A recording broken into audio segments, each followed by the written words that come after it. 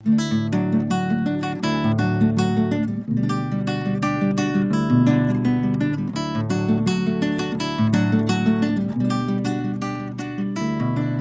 vamos lá, Lucas capítulo 5, versículo 33 em diante. O texto diz assim: E eles lhe disseram: os discípulos de João jejuam e oram frequentemente, bem como os discípulos dos fariseus, mas os teus vivem comendo e bebendo. Jesus respondeu: podem vocês fazer os convidados do noivo jejuar enquanto o noivo está com eles? Mas virão dias quando o noivo lhes será tirado, naqueles dias jejuarão. Então lhes contou essa parábola: ninguém tira um remendo de roupa nova e o costura em roupa velha.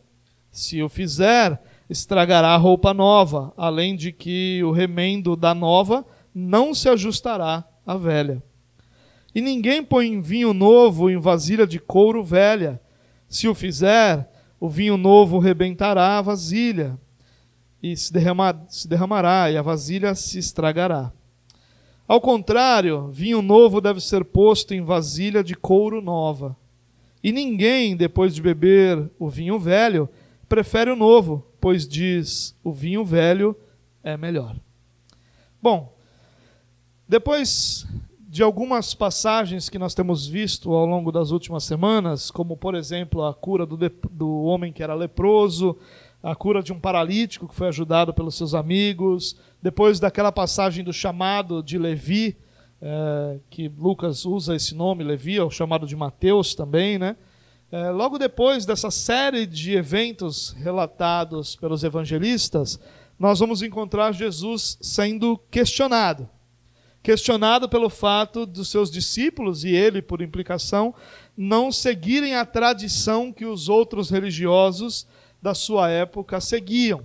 Então, esse texto ele começa com um questionamento a Jesus sobre o porquê que ele não segue a tradição que os outros religiosos seguiam na época. É importante a gente lembrar aqui que Jesus estava constantemente sobre os olhares, questionamentos, e até mesmo sobre a oposição dos religiosos da sua época, fossem fariseus, mestres da lei, saduceus, de qual grupo religioso fosse, todos eles normalmente estavam questionando Jesus, observando Jesus e até mesmo se opondo a Jesus. Os fariseus eram um grupo especial nesse tipo de realidade, né, de oposição e de questionamento a Jesus.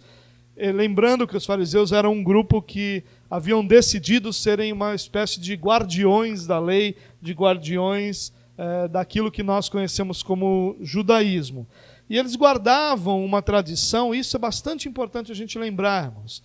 Nós muitas vezes imaginamos que a religião da época de Jesus, aquilo que nós chamamos de judaísmo, é a mesma coisa que vinha lá da lei e que Deus instituiu na lei de Moisés, e isso não é correto.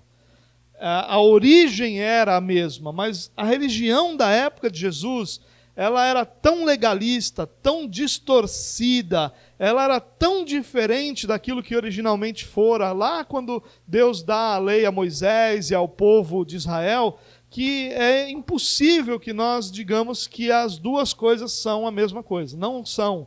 A religião da época de Jesus é uma espécie de judaísmo apóstata, judaísmo legalista, era uma outra realidade, por isso que Jesus se opõe tanto. Porque seria uma incoerência Jesus se opor a uma religião que ele mesmo estabeleceu, que o próprio Deus estabeleceu.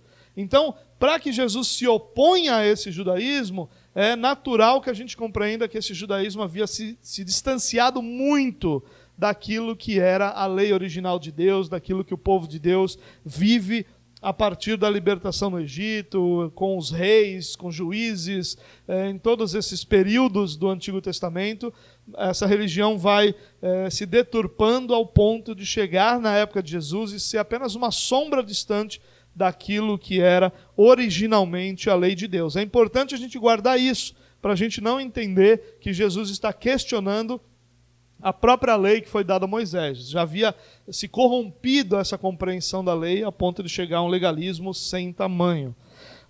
Eles haviam, como eu disse, deturpado de forma tão grande o espírito da lei. O que era o espírito da lei? Eles continuavam, muitas vezes, com a mesma ação, com a mesma atitude, mas o espírito da lei havia sido deturpado. O espírito da lei é aquilo que o guardar da lei deveria produzir no coração do homem, seja no coração de quem via o cumprimento da lei, ou seja no coração de quem cumpria a lei. Então havia no espírito da lei um propósito para aquela ordenança, e ela produziria temor, produziria gratidão, produziria uma série de realidades no coração do homem a partir do guardar a lei ou de ver a lei sendo guardada. Isso havia se deturpado, e eles transformaram aquilo que era a lei original numa espécie de conjunto de atitudes mecânicas. Então eles faziam, mas nada daquilo mais vinha do coração, nada daquilo representava o coração do homem, era só exterior, era só casca, ou seja, aquilo que era mais importante da lei, que era o que a lei produzia no coração, e a obediência que vinha do coração havia se perdido, e agora você só tem uma religião legalista exterior, uma religião que faz a mesma coisa, mas nada provém do coração e nada produz no coração. Então os fariseus se tornam os maiores inimigos do evangelho anunciado por Jesus Cristo.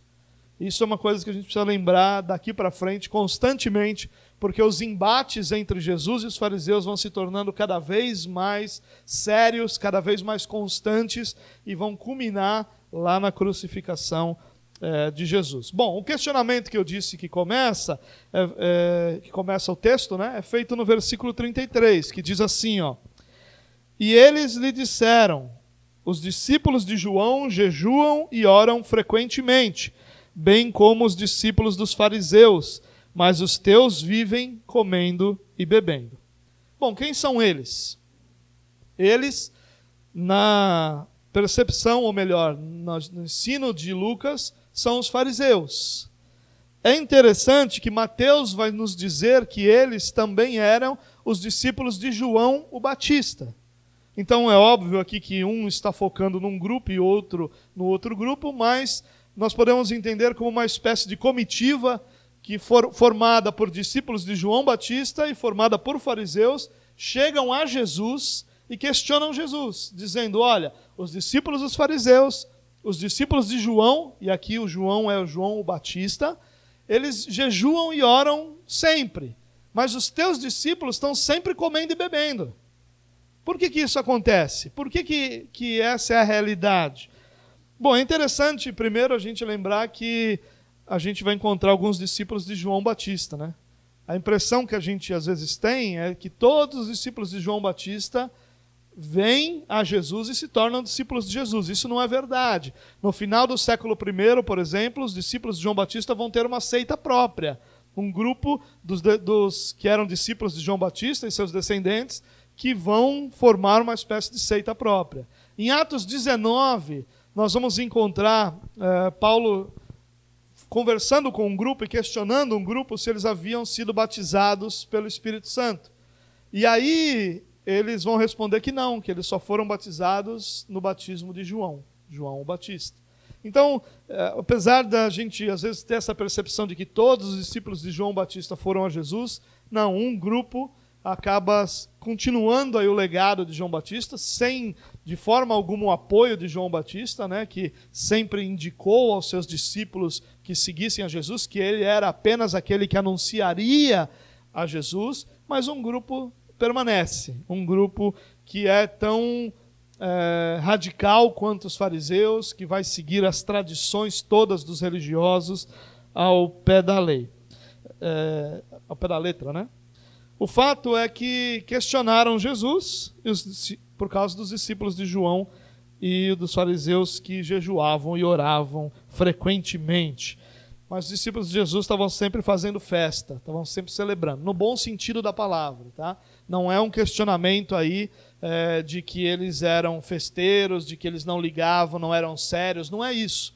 Mas é que faltava a esses homens aquela seriedade da lei, na visão dos fariseus e dos discípulos de João, que eles deveriam ter. Eles não jejuavam, pode perceber que o questionamento é só sobre jejum, não é sobre oração, mas eles não jejuavam como jejuavam a tradição. E Jesus está sendo cobrado, e isso é muito interessante, por algo que não está na lei. O jejum. Pelo menos não está na lei do jeito que a tradição deles ensinava. O que aconteceu? O único jejum instituído pela lei era o jejum que é apresentado no dia da expiação. Nós conhecemos mais esse dia como Yom Kippur. É uma celebração judaica de humilhação, de arrependimento, que vem lá da lei, né? Nós vamos encontrar, por exemplo, em Levítico 16, a instituição do dia da expiação. Nesse dia, o sumo sacerdote entrava no Santo dos Santos, um dos locais do tabernáculo e depois do templo, e fazia a expiação dos pecados de todo o povo, ele incluído, e a partir dali todo o povo era perdoado dos seus pecados e o relacionamento com Deus era, e a gente pode usar essa palavra, renovado por mais um ano até o próximo dia da expiação. Nesse dia era um dia de humilhação, era um dia em que o povo iria buscar Deus, era o dia de jejum. É a única vez que a lei vai ordenar o jejum. Mas nós encontramos no Antigo Testamento alguns relatos, diversos relatos, de pessoas que jejuavam, por diversos motivos e em datas diferentes, não só no dia da expiação. Nós encontramos pessoas que jejuavam pelo seu próprio pecado, até pela intercessão por outras pessoas. Mas esse jejum era sempre voluntário. Era sempre um jejum que era estabelecido não por uma regra exterior, mas por quem jejuava. Então, o jejum ele tinha esses dois elementos no Antigo Testamento. Primeiro, ele era voluntário, né? Exceto no dia da expiação, o único dia no ano em que era obrigatório. E ele era sempre uma expressão de tristeza, de angústia, de dor. E essa era a realidade. Às vezes, existia uma espécie de convocação das autoridades de Israel para o jejum. Algum rei podia convocar o povo, algum sacerdote, algum profeta, convocava o povo para se arrepender diante de Deus e para jejuar. Mas, de novo, nunca era um elemento obrigatório, era sempre uma realidade voluntária de quem a realizava, exceto, como eu disse, no dia da expiação. Mas o que os fariseus fazem? Como eles fizeram com basicamente toda a lei, eles vão desenvolvendo uma tradição que vai além da lei. Então a lei que exigia o jejum um único dia no ano, passa agora, pela tradição dos rabinos, a ser realizado esse jejum 2 vezes por semana. Então, 2 vezes por semana, todo religioso ia jejuar. E aí, então, isso se torna uma espécie de demonstração de espiritualidade. E aqueles que não agiam dessa forma são considerados deficientes na sua vida com Deus, displicentes na sua vida com Deus, para dizer o mínimo. E um fato interessante aqui é que Marcos diz que os discípulos de João e dos fariseus estavam jejuando. Então, a certeza que a gente tem aqui é que esse questionamento acontece num dia de jejum. Num dia em que os religiosos estavam jejuando, Jesus estava com os seus discípulos celebrando o banquete que foi dado por Mateus na sua conversão. E aí, por isso, Jesus é questionado. Hoje não é dia de você celebrar, hoje não é dia de fazer festa, hoje é dia de jejum. E aí eles vão questionar Jesus com relação a isso. Só para você ter uma ideia da força desse jejum de 2 vezes por semana, nós poderíamos lembrar de Lucas 18. Lá em Lucas 18, Jesus vai contar uma parábola sobre 2 homens que sobem ao templo para orar. Um era um fariseu e outro era um publicano. E, resumindo a história aqui, uma das frases do fariseu é: Senhor, eu jejuo 2 vezes por semana. Então o fariseu usava aquilo como uma autojustificação. Ele chegava diante de Deus e dizia: Senhor, eu sou justo porque eu jejuo 2 vezes por semana. Entre outras coisas, o próprio fariseu, nessa parábola que Jesus conta, fala de outras ações que ele tem. Mas como o nosso foco aqui nesse questionamento é o jejum, ele vai dizer que jejuava 2 vezes por semana. E os fariseus, então, vão se vangloriar de fazer isso e usam isso como uma espécie de justiça própria, que fazia com que eles se tornassem aptos a estarem diante de Deus, merecedores do favor de Deus. Bom, como eu disse, eles não são questionados sobre oração. Fica claro em muitos lugares que Jesus e os seus discípulos oravam constantemente, mas Lucas vai colocar a oração e o jejum para ressaltar ainda mais esse legalismo dos judeus. Bom, e é baseado nisso que eu acabei de dizer que os discípulos e o próprio Jesus estão sendo questionados. Eu só quero fazer 2 parênteses aqui para não ter nenhuma dúvida sobre essa questão do jejum. O foco do texto não é o jejum. O foco do texto é o questionamento e a resposta que Jesus dá. A resposta que Jesus dá não se refere apenas ao jejum, mas se refere a todo o Evangelho e a todo o judaísmo. Ela amplia para todas as realidades do Evangelho e para todas as realidades do judaísmo. Então o foco não é o jejum. Esse não é um texto sobre o jejum. Jesus não está ensinando sobre o jejum. Por isso eu quero fazer 2 parênteses, porque a gente não vai focar no jejum, para a gente poder seguir no que o texto realmente diz. Primeiro, a tradição não é necessariamente ruim. Nós muitas vezes encontramos a ideia de que toda a tradição tem que ser jogada fora, tem que ser menosprezada, tem que ser ignorada. Isso não é verdade. Enquanto a tradição for uma forma de expressar verdades de Deus, ela deve ser respeitada e pode ser abraçada como parte da sua vida. O problema aqui é uma tradição que vai acrescentar um peso sobre as pessoas que nunca fez parte da lei de Deus. Vai exigir das pessoas algo que Deus nunca exigiu. Então, quando você fala, por exemplo, para a gente ficar dentro de um dos pontos, você fala do jejum, em que você exige que as pessoas jejuem determinadas vezes, num determinado período, você está colocando sobre elas um peso que nunca foi colocado pelo próprio Deus sobre os seus discípulos. Então é isso que Jesus está combatendo, não é a tradição, mas uma tradição que não faz parte dos princípios e dos valores bíblicos. Isso é importante nós entendermos, porque existem muitas tradições que são extremamente valiosas para a igreja. O segundo parênteses que eu queria fazer Jesus não está pregando contra o jejum. Ele não está fazendo isso. Nós teríamos uma grande dificuldade de encontrar alguém que jejua por 40 dias dizer que o jejum não deve ser feito. Muitas pessoas, por causa desse texto, acabam chegando à conclusão que Jesus está dizendo que o jejum não deve ser feito. Principalmente quando descobrem que só era obrigatório uma vez por ano no dia da expiação. E dizem, então um cristão não deve jejuar. Jesus não está dizendo isso.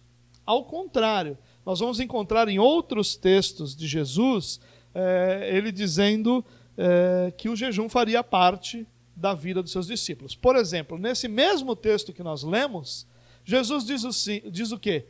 Mas virá dias em que eles jejuarão. O noivo vai ser tirado e eles jejuarão. Então vai chegar o dia, Jesus está dizendo, em que eles vão ter que jejuar, em que eles vão jejuar por causa da tristeza e da angústia que vai estar no coração deles. Jesus não está recriminando nem abolindo o jejum. Jesus está abolindo o legalismo, a regra, a obrigatoriedade de fazer isso como uma demonstração de espiritualidade. Isso Jesus está realmente combatendo, mas de forma nenhuma a ação do jejum.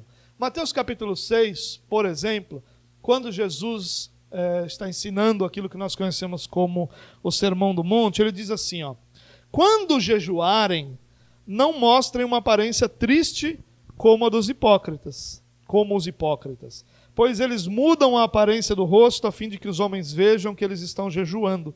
Eu lhes digo verdadeiramente que eles já receberam sua recompensa. Ao jejuar, ponha óleo sobre a cabeça e lave o rosto. Mateus 6, 16 e 17. Jesus diria isso se ele estivesse dizendo para os cristãos não jejuarem? Não. Por que ele diria, quando você jejuar, eu estou falando para você não jejuar, mas quando você jejuar, não tem cabimento. É óbvio que o jejum faz parte do conjunto de ensinamentos de Jesus e faz parte do conjunto de disciplinas espirituais do povo de Deus.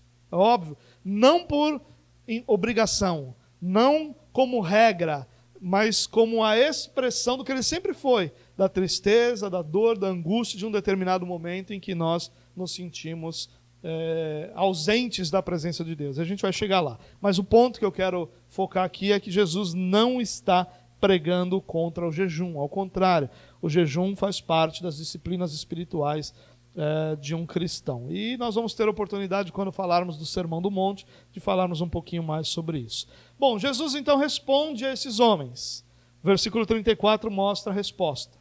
Jesus respondeu: podem vocês fazer os convidados do noivo jejuar enquanto o noivo está com eles? Jesus responde com uma pergunta. Por que Jesus faz essa pergunta? Porque Jesus diz, olha, eles não podem jejuar porque eu estou com eles. Jesus faz uma pergunta, vocês podem fazer os convidados do noivo jejuar enquanto o noivo está com eles? Por que Jesus faz essa pergunta?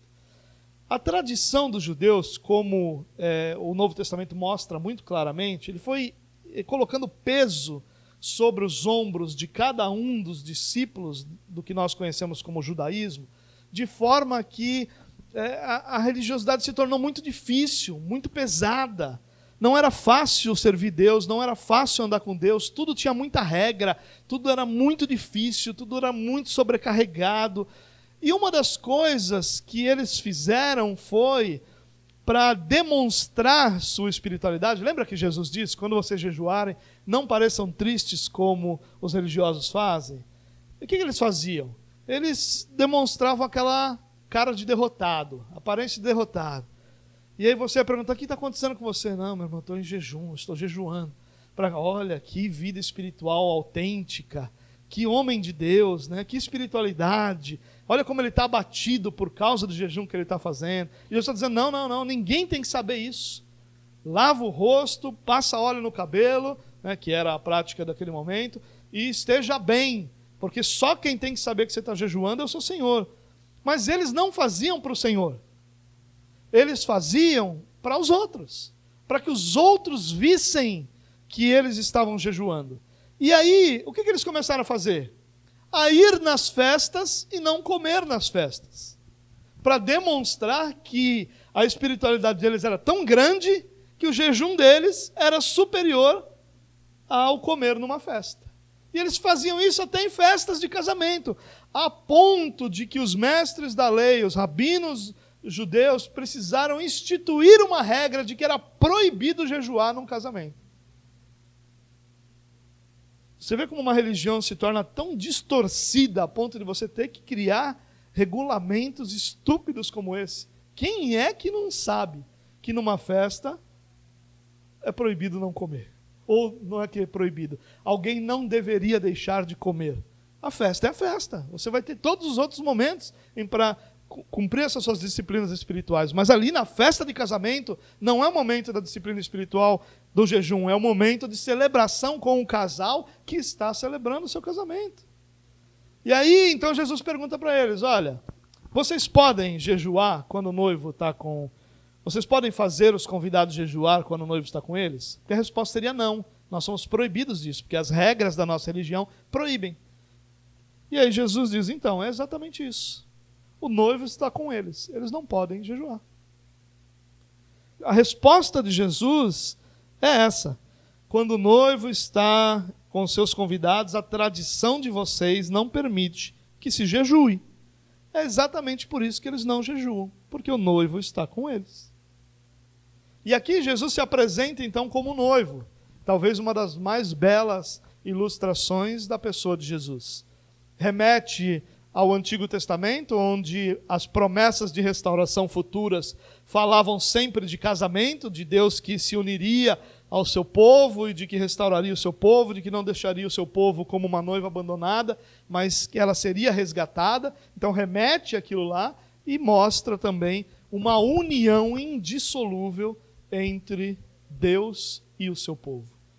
Há uma declaração muito forte, quando Jesus diz que ele é o noivo, ele está dizendo algo muito profundo, ele está dizendo, olha, eu me uno eu estou sendo unido ao meu povo para toda a eternidade. Não vai existir separação entre Jesus Cristo e o seu povo em momento algum. O povo é unido a Cristo para todo o sempre. Mas nós percebemos também que Jesus está falando para os discípulos de João. Eu não sei se você lembra, mas quando questionam João sobre Jesus estar batizando ou fazendo mais discípulos do que ele, a resposta de João é que a alegria dele era ver o noivo. Era ver que estava tudo bem com o noivo. Era ver o noivo chegar e assumir sua posição. E ele diz, eu não sou o noivo. Eu sou aquele que prepara todas as coisas, uma espécie de padrinho para o noivo. Para quando o noivo chegue, ele assuma tudo. Ele está dizendo para os discípulos de João, por que vocês estão questionando isso? Eu sou o noivo. Enquanto o noivo está aqui, os convidados não podem jejuar e não jejuarão. Jesus está dizendo, o fato de eu estar com os meus discípulos não pode causar a tristeza e a dor que vai gerar o jejum. Ao contrário, a minha presença vai trazer uma alegria tão grande na vida dos discípulos que eles serão incapazes de jejuar enquanto eu estiver com eles. Mas, ele completa a resposta no versículo 35, mas virão dias em que o noivo lhe será tirado. Naqueles dias jejuarão. Quais são esses dias? Nós poderíamos rapidamente imaginar os dias entre a crucificação e a ressurreição de Jesus. Dias de muita dor e angústia para os discípulos, que certamente eles jejuaram e que certamente faz parte da expressão que Jesus está usando. E é interessante aqui, só um detalhe, que essa palavra será tirado, ela pode muito bem ser interpretada como, ou melhor, traduzida como ser arrancado. Então Jesus está dizendo, vão existir dias em que o noivo será arrancado. E quando o noivo for arrancado, aí sim eles vão ter tristeza e eles vão jejuar. Bom, quais são esses dias? Como eu disse, os dias entre a morte e a ressurreição, certamente vão se encaixar aqui, mas essa compreensão também deve ser de que esses dias são todos os dias entre a morte de Jesus e a sua volta. Esses são os dias em que os discípulos jejuarão. Esses são os dias em que a ausência plena do noivo produzirá muitos momentos de tristeza no coração dos seus discípulos. Os nossos dias em que a igreja, o desejo da igreja pela presença plena de Deus, vai levar a igreja a jejuar. Esse jejum é produzido pela tristeza de ainda não se concretizar a promessa da vinda do Senhor Jesus Cristo. Esse é o motivo do nosso jejum em nossos tempos. Nós aguardamos ansiosamente a vinda de Jesus. Nós aguardamos que Jesus venha, cumpra a promessa da sua segunda vinda. E nessa promessa nós sabemos que estaremos com Ele para todo sempre, que haverá uma presença plena de Jesus. Spurgeon, e foi Spurgeon mesmo, né? Disse num dos seus sermões o seguinte, ele falando sobre Mateus, falando sobre essa mesma passagem, mas no relato de Mateus, ele diz assim, nosso Senhor é a nossa alegria, sua presença é o nosso banquete, sua ausência é o nosso jejum, sombrio e amargo. Em sua presença, a plenitude de alegria, na sua ausência, a profundidade de miséria. É assim que o cristão se sente. Na presença de Jesus, a plenitude de alegria, mas na sua ausência, a profundidade de miséria. Em resumo, o judaísmo da época de Jesus e sua mensagem são mostrados incompatíveis. Não dá para compatibilizar o que Jesus está ensinando sobre o jejum e o que os judeus ou os religiosos entendiam como jejum.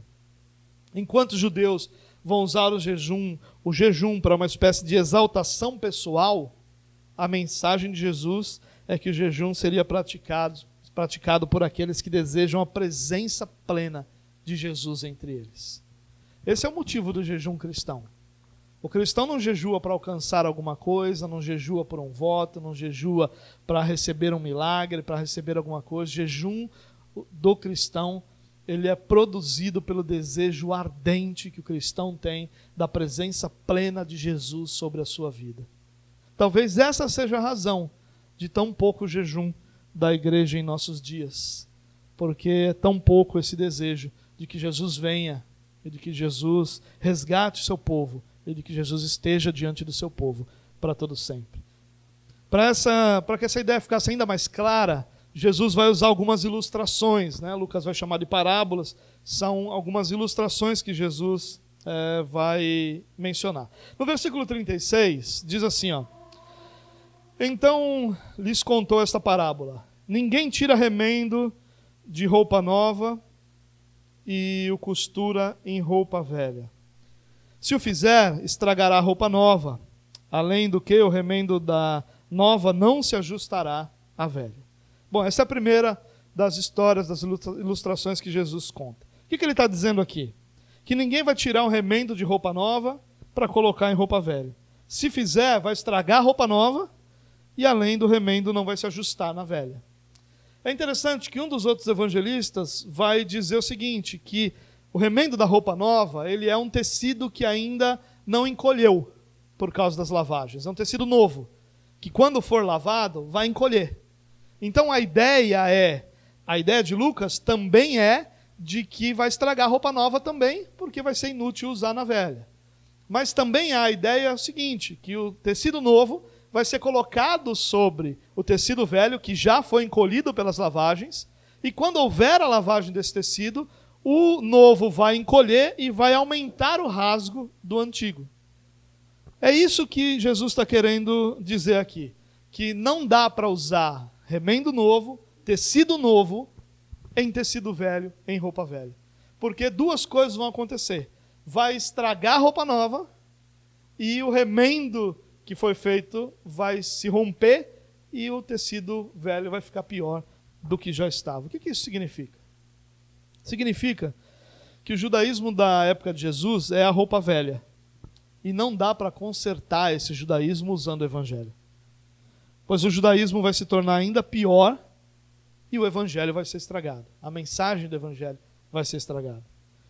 O evangelho é uma realidade completamente oposta à religiosidade que nós encontramos na época de Jesus. Oposta.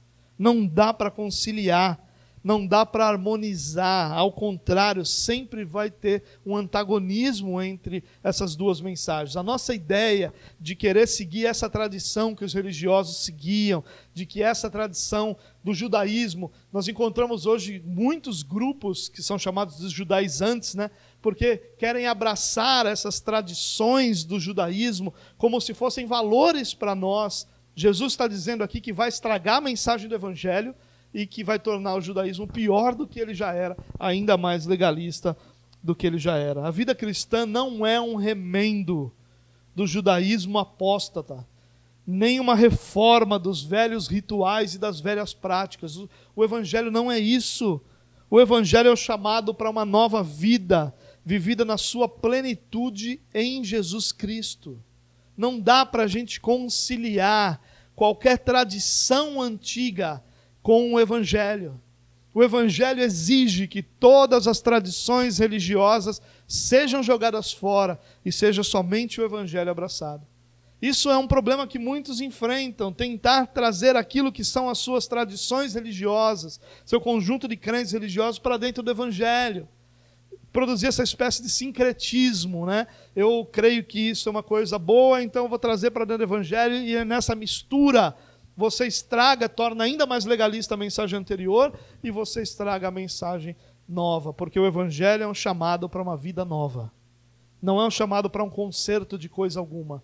Não é um chamado para uma reforma de uma religião falida, fracassada, mas ao contrário disso, é o chamado para uma nova vida. Vida que é vivida na plenitude em Jesus Cristo. No versículo 37 ele reforça essa ideia dizendo assim: e ninguém põe vinho novo em vasilhas de couro velhas. Se o fizer, o vinho novo rebentará as vasilhas, se derramará e as vasilhas se estragarão. Pelo contrário, o vinho novo deve ser posto em vasilhas de couro novas. Bom, primeiro ele vai falar de tecidos, agora está falando em vinho e vasilhas de vinho.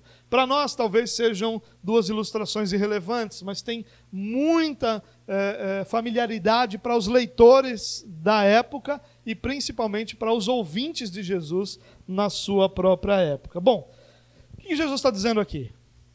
Que você vai ter um odre ou uma vasilha para colocar o vinho.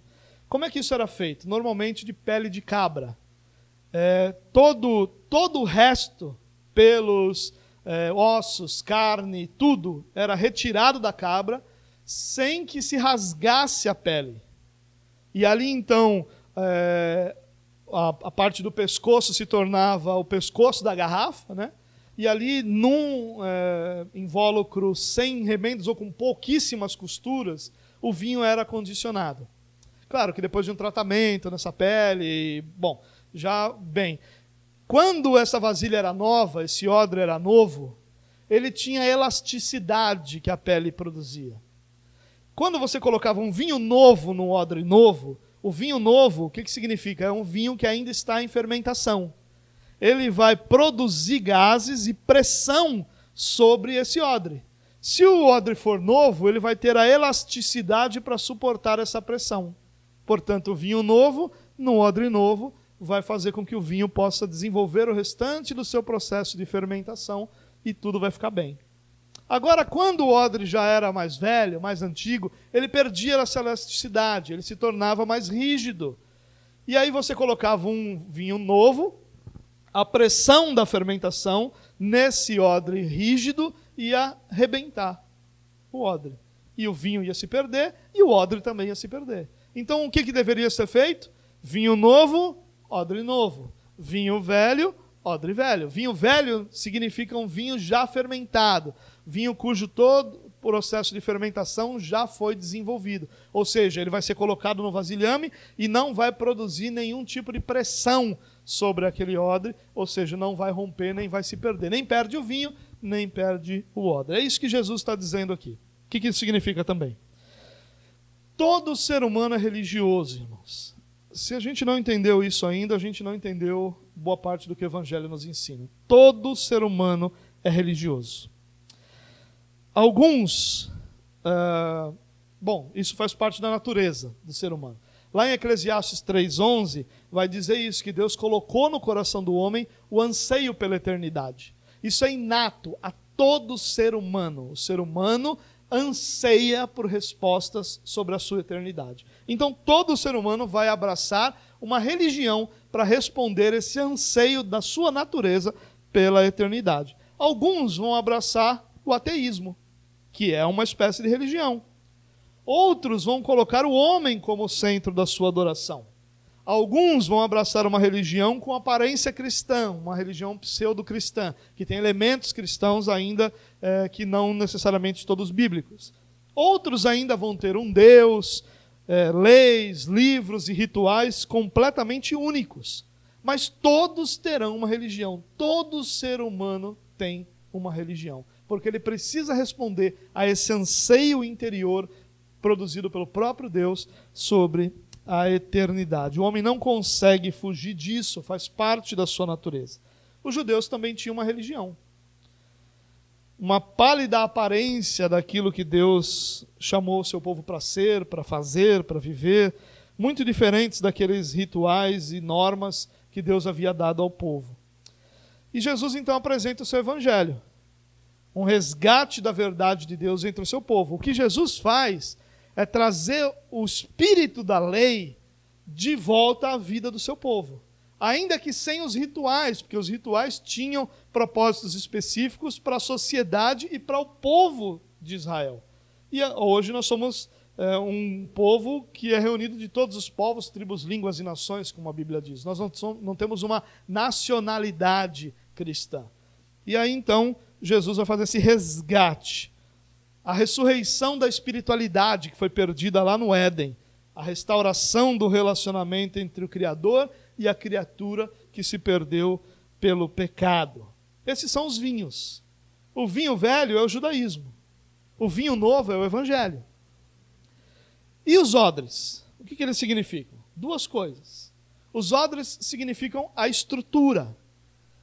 E isso nos mostra que é impossível que o evangelho seja vivido em estruturas religiosas centradas no homem, como era o judaísmo. As ordens eram cumpridas não para exaltar a Deus, mas para exaltação pessoal. A lei era obedecida não por temor ou reverência ao Senhor, mas para justificação própria. Então toda a estrutura era desenhada para que o homem se auto-justificasse. Então todos os rituais, leis e normas eram desenhados para que ao cumprir aquilo lá, o homem então fosse justificado pelas suas próprias obras diante do seu Deus. Esse é o odre velho. Mas o odre velho também representa as pessoas. O vinho novo não pode ser acondicionado em odres velhos.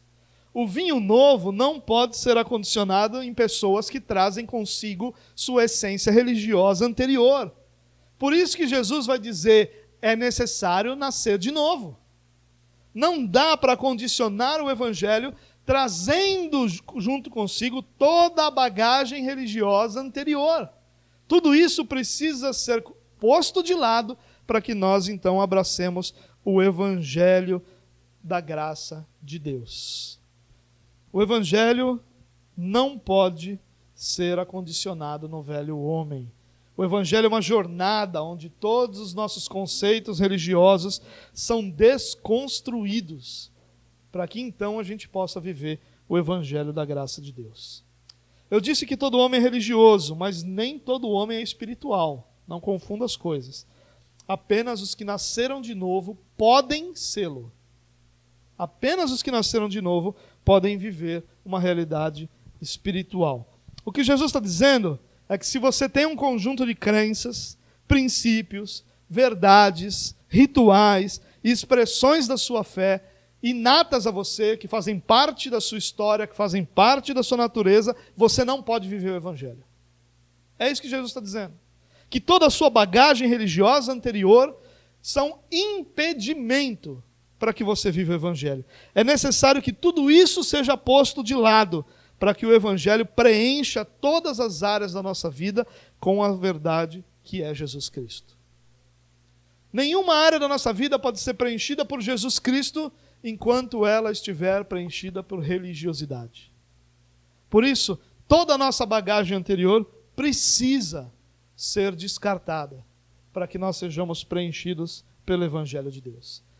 Toda tentativa de encaixar o evangelho naquilo que é nossa religiosidade natural, lembra que eu disse, todo homem tem uma religião, e encaixar o evangelho nessa religião produzida pela natureza caída do homem, resultará em fracasso. É o que Jesus está dizendo. É o vinho novo no odre velho. Você coloca o vinho novo no odre velho, o odre vai se romper, perdeu a estrutura, perdeu aquilo que era a religiosidade natural. E o vinho que é novo, que é o evangelho, se perde também. O resultado de tentar acondicionar o evangelho numa religiosidade prévia é frustração, é fracasso. E é isso que muitas pessoas têm experimentado na igreja. Experimentado o fracasso da sua vida espiritual, porque ao invés de acondicionar o evangelho num novo homem, tentam fazer do evangelho uma união, ou trazer uma unidade entre o evangelho e os seus conceitos religiosos anteriores. Só para ficar mais claro, Paulo, ele escreve aos Filipenses, no capítulo 3, ele vai dizer o seguinte, preste atenção como é a mesma verdade que eu tenho expressado a você aqui. Se alguém pensa que tem razões para confiar na carne, eu ainda mais. Paulo está dizendo aos cristãos de Filipos. Circuncidado no 8º dia de vida, pertencente ao povo de Israel, o povo da promessa, a tribo de Benjamim, verdadeiro hebreu, quanto à lei, fariseu, o grupo mais sério daquela religiosidade apóstata, quanto ao zelo, perseguidor da igreja, quanto à justiça que há na lei, irrepreensível. Na estrutura judaica, Paulo encontrou sua justificação na sua obediência à lei, em fazer parte do povo de Deus, em fazer e ser tudo aquilo que eram as condições para que alguém fosse justificado. Dentro daquela estrutura, Paulo era perfeito. Paulo estava tranquilo. Havia paz em seu coração, porque a religiosidade natural era suprida pelo judaísmo. Mas o que era para mim lucro, passei a considerar perda por causa de Cristo. Mais do que isso, considero tudo como perda, comparado com a suprema grandeza do conhecimento de Jesus Cristo, meu Senhor, por cuja causa perdi todas as coisas. Eu as considero como esterco para poder ganhar a Cristo e ser encontrado nele, não tendo minha própria justiça que procede da lei, mas a que vem mediante a fé em Cristo, a justiça que procede de Deus e se baseia na fé. Glória a Deus. Viu o que Paulo está dizendo aqui? Eu tinha tudo para encontrar justificação nas minhas próprias atitudes, naquilo que eu fazia para cumprir uma suposta lei que eu tinha diante de mim. Uma suposta não, uma literal lei, uma pesada lei que eu tinha diante de mim. Mas eu considero tudo isso como perca. Eu considero tudo como perda para encontrar Cristo. Essa tem que ser a nossa postura, irmãos. Nós fomos nascidos de novo pelo Senhor. Por isso nós precisamos considerar como perda toda a nossa bagagem religiosa anterior. É isso. Isso é perda sobre a nossa vida. É perda de tempo, é perda de energia, é perda de vida, é perda de tudo. Isso é uma perda sobre a nossa vida. Consideremos como perda. Ou seja, aquilo ficou para trás, aquilo não é mais bagagem para eu carregar, para que então eu seja cheio do Evangelho da graça de Deus em Jesus Cristo, nosso Senhor. Lucas termina o seu relato com um terceiro tópico que só Lucas apresenta. Marcos e Mateus não apresentam esse último ponto. E é um ponto controverso. Ao preparar essa mensagem, em quase todos os comentários bíblicos que eu pesquisei, essa passagem, esse trecho da passagem é simplesmente ignorado. Muitos livros tratam até o versículo 38 e ignoram o versículo 39, porque ele é um versículo um tanto quanto polêmico, mas talvez o mais importante versículo para todos nós, já cristãos, que esse texto nos traz. Versículo 39. E ninguém, depois de beber o vinho velho, prefere o novo, pois diz, o vinho velho é melhor. Espera aí, o que era o vinho velho? Não era o judaísmo? A lei, a justiça própria, a estrutura que a religiosidade judaica da época de Jesus tinha? Essa parábola é inquietante para nós. Jesus está dizendo que aqueles que bebem o vinho velho vão rejeitar o vinho novo. Na verdade, nem sequer vão considerar o vinho novo como uma possibilidade. Se o vinho velho é o judaísmo da época de Jesus e o novo é o evangelho, Jesus está dizendo que os que experimentam a religiosidade vão preferi-la ao evangelho da graça. Isso é perturbador. Se nós dependermos de nós mesmos, é isso que Jesus está dizendo. Que se for colocado diante de nós o vinho velho e o vinho novo, e for nos dada a liberdade de experimentar e de decidir, nós sempre vamos escolher o vinho velho. Isso deve ser angustiante para nós. Saber que a nossa escolha sempre será oposta à escolha do Evangelho. Mas, ao mesmo tempo, isso nos lembra algo glorioso. Que se nós, em nossa capacidade e natureza, vamos escolher o vinho velho, ou seja, vamos escolher a religiosidade, há algo glorioso para nós entendermos também aqui.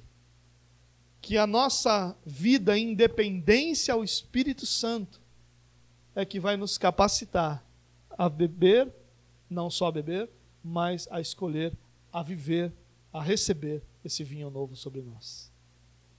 É um choque de realidade. Como se Jesus estivesse dizendo, olha, Agora você entendeu do vinho velho e do vinho novo. Agora você entendeu que não dá para misturar. Agora você entendeu que não dá para usar a estrutura antiga. Agora você entendeu que não dá para usar a pessoa antiga, tem que nascer de novo. Agora você entendeu que o remendo vai rasgar, vai estragar, é tudo. Agora você entendeu, que legal que você entendeu. Mas eu preciso dizer uma coisa para você: você não vai escolher o certo. Você pode compreender. Você pode ter entendido a explicação. Ou você não vai escolher o certo, é o que Jesus está dizendo. Na verdade, a maioria dos comentaristas diz que dificilmente os discípulos teriam entendido essas parábolas aqui antes de Jesus morrer, ressuscitar, antes do dia de Pentecostes, antes da igreja se iniciar. Dificilmente ficaria claro para compreender isso aqui. Mas ainda assim Jesus está dizendo que o ser humano, por si só, não vai escolher o vinho novo. Ele vai escolher o vinho velho. O alerta de Lucas aqui não é para os religiosos, mas para os que já foram chamados à salvação pela graça de Deus. E qual é o alerta? Por que Lucas coloca isso no final do seu relato? O que ele quer que a gente lembre? Como ele quer que essa história termine no coração daqueles que já são cristãos? Ele está dizendo para nós: não confie em você mesmo. Não confie. Busque a direção e a ação, a presença do Espírito Santo sobre a sua vida. Desenvolva. O vinho novo é o resgate do relacionamento que se perdeu no pecado. É a restauração da comunhão entre o Criador e a criatura. Viva isso. Porque saber disso apenas não será suficiente para nos livrar da religiosidade. E não é. Quando nós olhamos para a igreja evangélica brasileira, nós encontramos a religiosidade imperando de forma gigantesca. Por quê? Porque nos falta esse lembrete de que nossa dependência para viver o evangelho da graça de Deus está no Espírito Santo de Deus. E quando nós nos afastamos da dependência do Espírito de Deus, e essa dependência do Espírito de Deus é expressa nas nossas rotinas espirituais, na nossa vida de oração, de devoção, de leitura da palavra, de comunhão dos santos, essa leitura, essa vida, essa realidade de estarmos em constante contato com a verdade de Deus, com a presença de Deus, com a igreja de Deus, é que vai produzir em nós essa capacidade de desejarmos o vinho novo, de abraçarmos o vinho novo, de acondicionarmos o vinho novo, de experimentarmos o vinho novo. Se nós nos afastarmos de uma vida de devoção a Deus, nós vamos nos tornar como os fariseus, que transformaram algo que deveria ser razão de grande alegria em um ritual insosso, fútil, arrogante e perverso. Nossa vida, ela é vivida na dependência do Espírito Santo de Deus. Quando a palavra de Deus nos ensina sobre oração, sobre leitura, seja ela devocional, seja ela em estudo bíblico, quando as Escrituras nos falam sobre comunhão dos santos, quando as Escrituras nos falam sobre serviço ao Senhor, quando as Escrituras nos falam sobre devoção a Deus, elas não estão nos dando uma sugestão, as Escrituras estão nos dando um alerta, a não ser que nós abracemos essas disciplinas espirituais na dependência do Espírito Santo de Deus, o nosso destino será de religiosos fariseus do século 21. E é isso que nós não queremos. O que nós queremos é o que os discípulos tinham. Uma presença tão intensa de Jesus entre eles, que causava uma alegria tão grandiosa, a ponto de incomodar os outros, por eles não se mostrarem tristes quando deveriam se mostrar tristes. Eles se recusavam a serem tristes porque o mestre, o noivo, estava com eles. O evangelho é libertador, mas a religiosidade transforma tudo num fardo pesado e opressor. Por isso a grande lição desse trecho para nós não é sobre o jejum, não é sobre como a vasilha de couro é feita, não é sobre como se remenda uma roupa, mas é sobre a nossa dependência do Espírito Santo de Deus. Alguém se torna religioso porque ele abandona as disciplinas espirituais. E ele passa gradativamente, lentamente, a confiar na sua própria força, a confiar na sua própria capacidade, a confiar no seu próprio conhecimento. Tudo isso é nada diante da necessidade que nós temos de uma vida dependente do Espírito de Deus. Por isso eu quero terminar dizendo uma única coisa. Se você quer experimentar essa alegria que vem do vinho novo, se você quer experimentar essa realidade produzida pelo Evangelho na vida de qualquer um, você precisa compreender a necessidade de nos submetermos e de dependermos plenamente do Espírito Santo de Deus sobre a nossa vida.